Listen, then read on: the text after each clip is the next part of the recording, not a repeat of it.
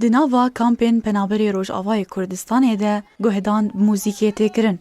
İbrahim Salih penaberekî Rojavayê Kurdistanê ye, lê kampa Gewregoskê ya penaberan lê Herêma Kurdistanê neştecî ye.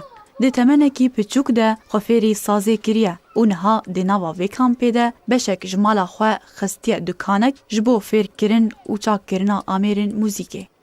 أبا تقريبا صالة كما كان بكري. طبعا قتك شعر ضمني مالها جبر الشغل نينا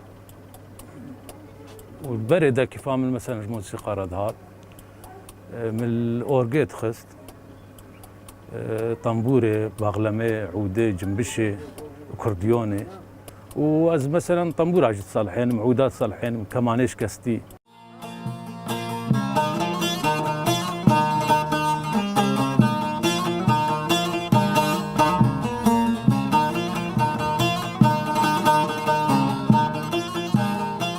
Hezkirina wî ji muzîkê re ewhan da xola fêrkirina gelek amêran di nava kampê de veke û kurê xwe jî fêrî sazê û çakkirina amêran kiriye û wekû dibêje ew hez dike behreya gêncên ku guhdanê bi muzîkê dikin pêş bixe.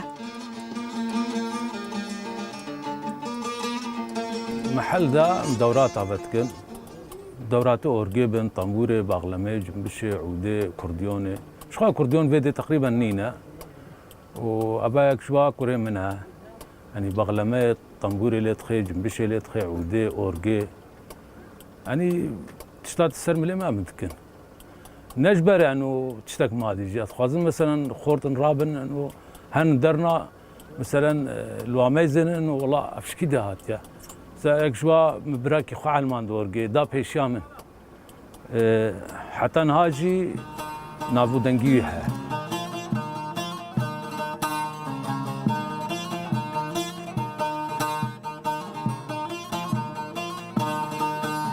موزیک زمانکی جیهانیه و مرov دریا wê re hest û nameyên xwe digihîne. Ev penaber jî dirya dukana xwe ya guhdanê bi muzîkê nameya geşbîniyê di nava kampa xwe de belav dike.